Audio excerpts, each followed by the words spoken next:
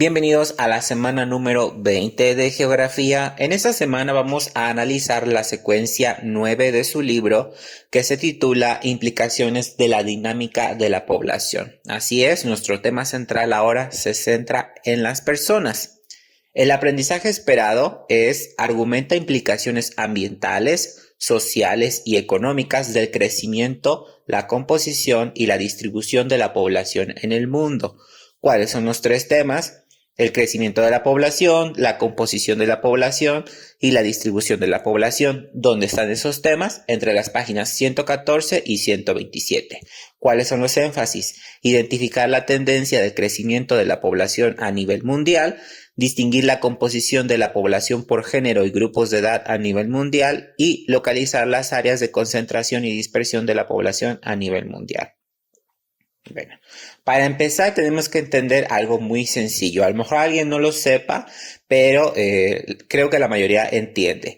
¿Qué es la población? Bueno, la población humana, porque en geografía hablamos de población humana, es el grupo de personas que está en la Tierra o que viven en la Tierra. Pueden haber otro tipo de poblaciones que ustedes verán en biología, como un grupo de animales o un grupo de plantas, pero eso no tiene que ver con geografía. Estamos hablando de seres humanos, de personas.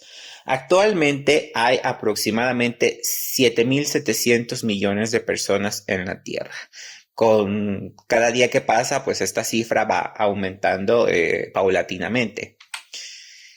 Ahora vamos a hablar sobre crecimiento poblacional. Esto es algo...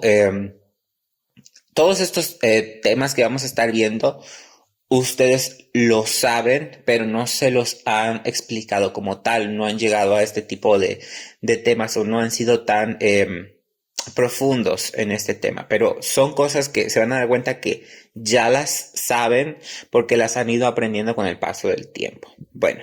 El crecimiento natural de la población es la diferencia entre el número de nacimientos y el número de defunciones y se va a expresar mediante una tasa, no la de tomar, sino una tasa de números.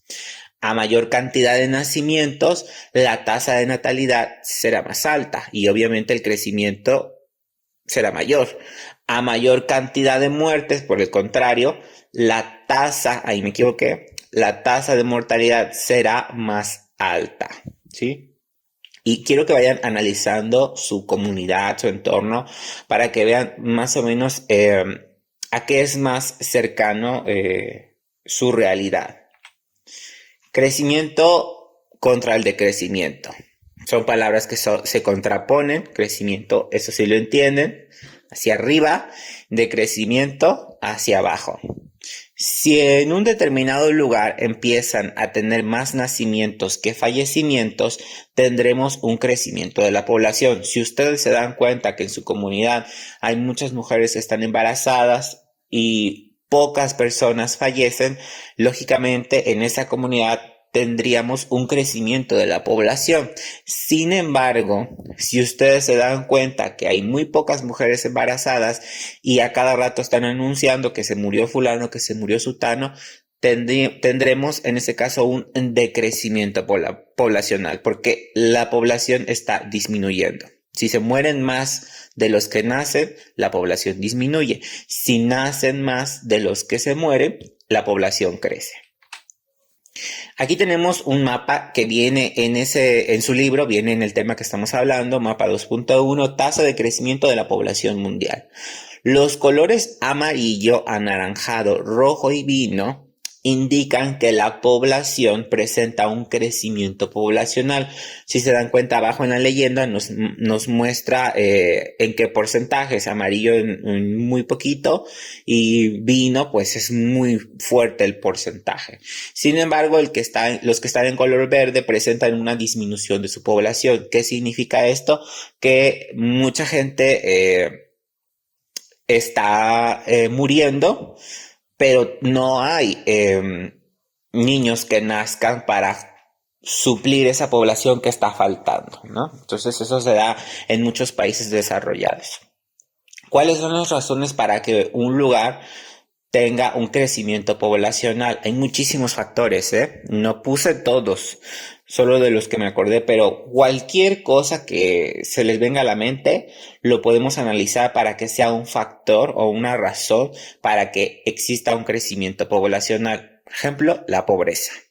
Si hay pobreza, hay desinformación, no hay métodos anticonceptivos, no hay medidas preventivas para evitar el embarazo en la sociedad, y entonces esa población sigue creciendo y sigue creciendo. Si hay riqueza, en contraparte, también pudiera ser un factor para que la población creciera, porque evidentemente esa familia diría, ok, tengo el dinero para mantener 10 hijos, pues los voy a tener, porque eso no me cuesta, ¿no? O no me genera un problema. La religión también es una razón para el crecimiento poblacional.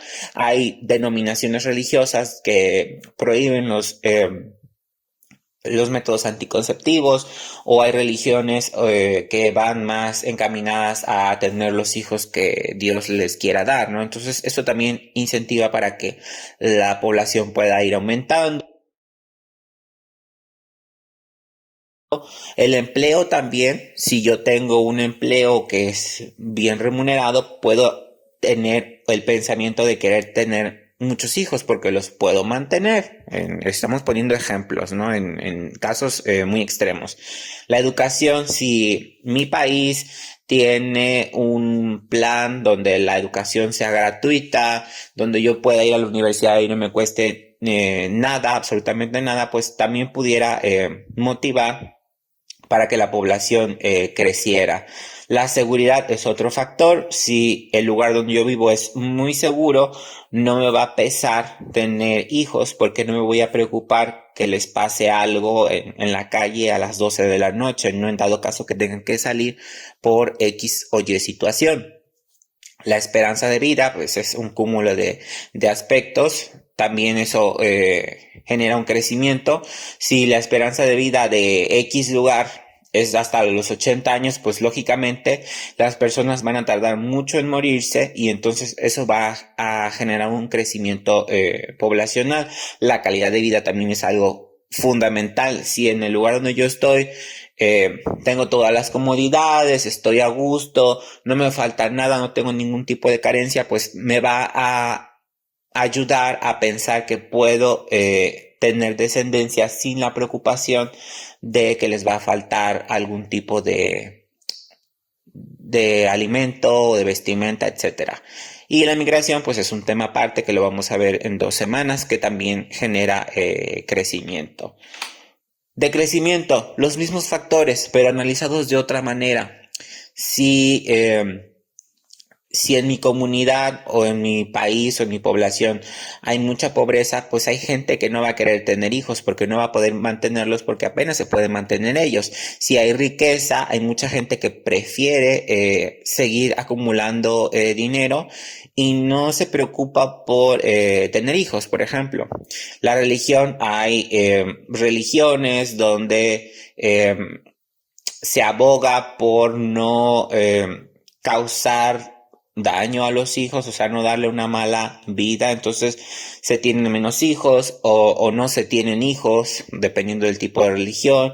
El empleo, si mi empleo es deficiente, pues no tendré hijos, ¿no? O sea, puedo ir analizando cada uno de ellos de manera inversa a lo que analizamos en la diapositiva anterior, y puedo entender que puedo analizar cualquier factor, y dependiendo del lado que yo quiera ver el vaso o ese problema, puede generar un crecimiento o un decrecimiento de la población, ¿sí? Entonces pasamos a la composición de la población. En este tema, está muy interesante. Bueno, es muy controversial. A ver, se los explico. La composición de la población se representa mediante una pirámide que muestra el rango de edad de las personas y el sexo. Ayuda a las naciones para diseñar estrategias que resuelvan necesidades futuras de la población. como que una pirámide va a ayudar a los gobiernos. Sí, si mi pirámide me está indicando que hay mucha gente adulta y pocos nacimientos, pues yo puedo diseñar como país estrategias para incentivar, uno, que sigan naciendo niños y dos, no dejar morir en abandono a estas personas adultas que se van a hacer cada vez más, ¿no? O por cuestiones por el estilo. La pirámide poblacional es algo parecido a esto, viene en su libro, en esas páginas que les mencioné. Gráfica 2.2, pirámide de la población progresiva, Guatemala 2017. Para diseñar la pirámide se separa la población en dos grupos, los hombres por un lado y las mujeres por otro lado, y se va a dividir por rangos de edades como el que está en la imagen, de 0 a 4 años, de 5 a 9, de 10 a 14, de 15 a 19, etcétera, etcétera, hasta, en este caso, llegar a más de 100 años. Obviamente, si yo analizo esta gráfica, me voy a dar cuenta que en Guatemala, en ese año, nacían muchos niños, y la población se iba haciendo cada vez más pequeña mientras la edad iba avanzando. Obviamente, adultos mayores hay muy pocos comparados con la cantidad de niños que existen en este país. Es como una pirámide completamente... no puedo decir equilibrada porque no existe ese equilibrio, pero es algo muy común en países de tercer mundo. Este tipo de pirámides que son equiláteras.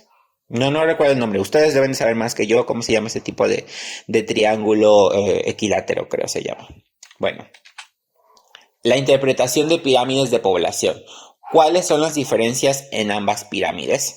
¿Puedes identificar las diferencias? A simple vista, ustedes ven que hay diferencias, pero ¿por qué hay diferencias? Es lo que tenemos que llegar a entender en geografía.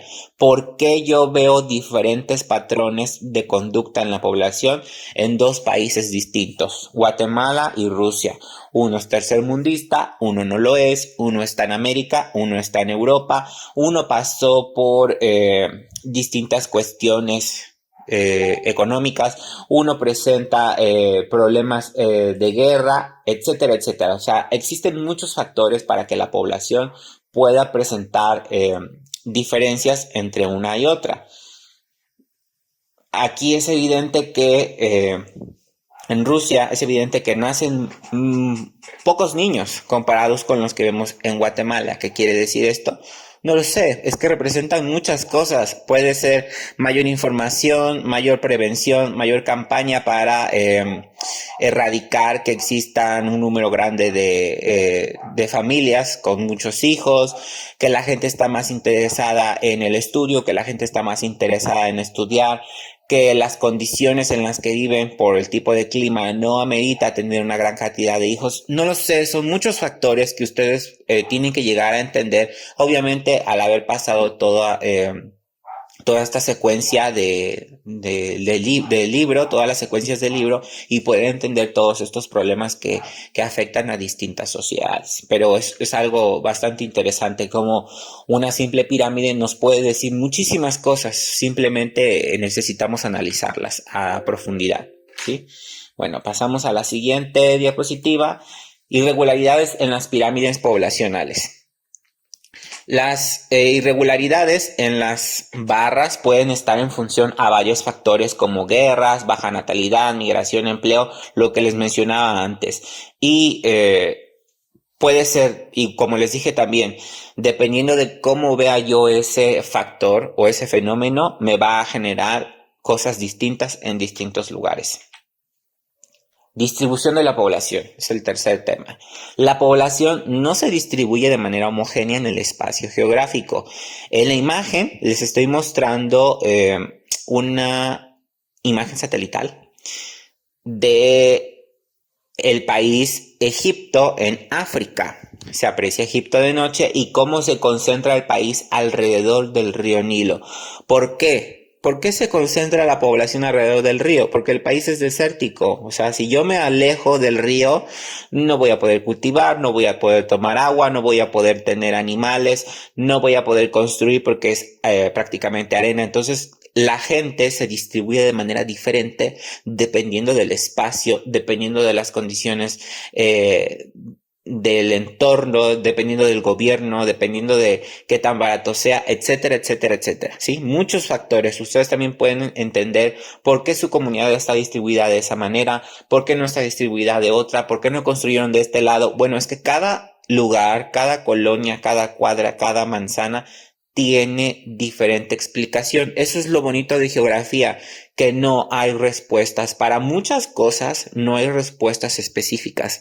Las respuestas están en su propia percepción del problema que estén analizando, ¿sí? Pasamos a la siguiente. Distribución de la población en México.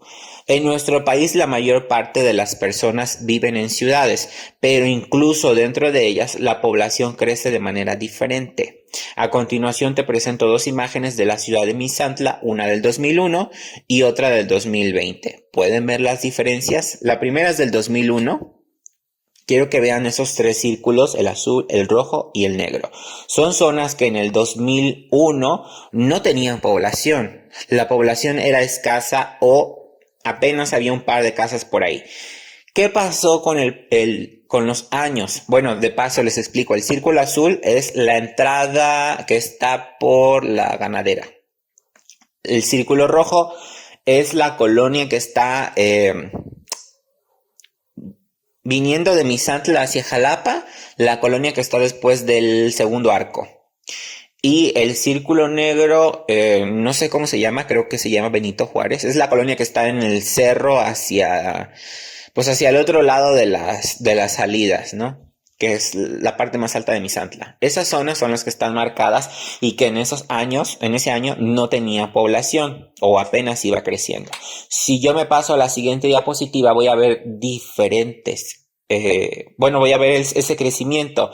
El círculo azul está casi lleno de población. ¿Cómo se llenaron todas esas colonias hacia el tecnológico? Obviamente, el tener una escuela ahí es un factor para que la población vaya creciendo. Si yo pongo un equipamiento urbano como, no sé, una escuela, una biblioteca, un cine, un museo, cualquier cosa que llame la atención de las personas, ese lugar se va a poblar de manera rapidísima.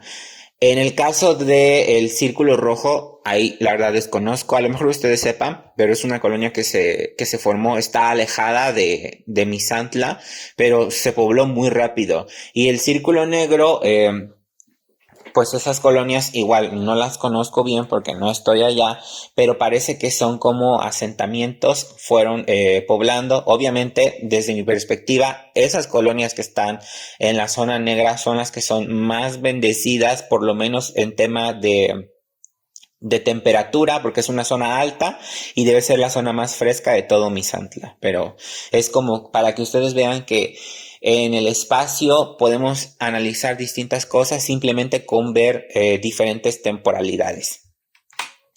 El crecimiento desmedido. ¿Ustedes han ido a Jalapa? Algunos sí, algunos no. Quiero pensar que la mayoría sí ha ido, espero. Hace 20 años la zona que está en Plaza Américas, si no saben cuál es la zona de Plaza Américas, si han estado a Jalapa y han ido hacia Veracruz, hacia las Trancas, toda esa zona que está a las afueras de Jalapa, yendo de Jalapa hacia Veracruz, es la zona de Plaza Américas. Esa zona no existía hace 20 años. Con el paso de los años, la ciudad empezó a crecer de manera rápida, como se los voy a mostrar en las siguientes imágenes. Esta es una imagen del 2003, ¿sí? Hay tres zonas en color amarillo, que están completamente, algunas están completamente vacías, algunas están poblando, pero si se dan cuenta, la mayor parte de la imagen es de color verde, lo que yo interpreto que es vegetación. Toda esa zona era vegetación, salvo algunas colonias. Sin embargo, en la siguiente imagen, ¿qué es lo que yo veo? Veo un crecimiento exagerado. En menos de 20 años la población creció hacia ese lugar, empezaron a construir viviendas, se necesitaban espacios, se necesitaban lugares para seguir creciendo porque ya no había espacio en Jalapa, entonces la población empezó a crecer hacia ese lugar porque se lo impedían hacia otros lugares por cuestiones ambientales. Sí, es algo muy curioso. Jalapa no puede crecer hacia el lado oeste, bien como cualquier ciudad, porque tenemos una cuestión de de que hay que preservar un bosque mesófilo de montaña. Entonces dijeron, ¿saben qué? Vamos a crecer hacia otro lado y crecieron hacia esa zona. Entonces sí es muy interesante ver cómo la población demanda espacios y a veces se concentra en lugares específicos. Yo pongo un centro comercial en un lugar y sé que ese lugar se va a llenar inmediatamente de personas que van a demandar servicios, ¿no? Entonces la gente lo que quiere es servicios, yo pongo servicios en tal lugar, la gente va a llegar como sopilotes cuando encuentran un animal muerto en el campo, ¿sí? Es algo feo, pero así se manejan las sociedades. Siguiente diapositiva. ¿Sabes cómo está compuesta tu comunidad? Son preguntas retóricas. ¿Cuántos hombres o mujeres viven allí? ¿Qué edades tienen? Todas estas preguntas se resuelven mediante un censo o conteo que realiza el Instituto Nacional de Estadística y Geografía, INEGI, y que son este tipo de estos entrevistadores que llegan con su chaleco, con su credencial para hacer esta encuesta, y toda esta base de datos que ellos recopilan, pues la suben a la plataforma y podemos enterarnos de muchas cosas, ¿no? Dónde está distribuida la población, cuánta población tiene tal lugar, cuánta población hay en el país, cuántos son hombres, cuántos son mujeres, etcétera, etcétera. Ahora sí, la actividad. En una hoja blanca van a realizar una pirámide poblacional como las que les mostré y como las que vienen en su libro, en el tema que estamos viendo, de una ciudad ficticia. Ustedes van a inventar esa ciudad. No es necesario que le pongan nombre a esa ciudad. Tiene que tener estas 4 características. Ojo, si no tiene estas 4 características, esa población, la pirámide va a estar mal. ¿Cuáles son esas características? La pirámide debe tener más mujeres que hombres. Debe de tener también más niñas que niños. Tercera, muchos adultos de entre 50 y 80 años comparado con el número de menores que tenga su pirámide. Y por último, debe de haber muy pocos nacimientos. Obviamente tienen que recordar que necesitan, para diferenciar los dos sexos, usar 2 colores. Los colores que ustedes quieran. Eso no es obligatorio que sea rojo para uno o azul para uno o rosa para uno. No, en geografía esos estereotipos no van, en materia menos. Los colores que ustedes quieran usar, uno para uno, otro para otro. Y para poder saber los rangos puedes guiarte de las pirámides que están en su libro, como les dije, en las páginas 118 y 119 de su libro de texto, ¿sí? Si tienen alguna duda sobre hacer la pirámide, si tienen alguna duda sobre los temas, pues ya saben dónde contactarme y estaré resolviendo todas sus dudas. Nos vemos para la siguiente semana.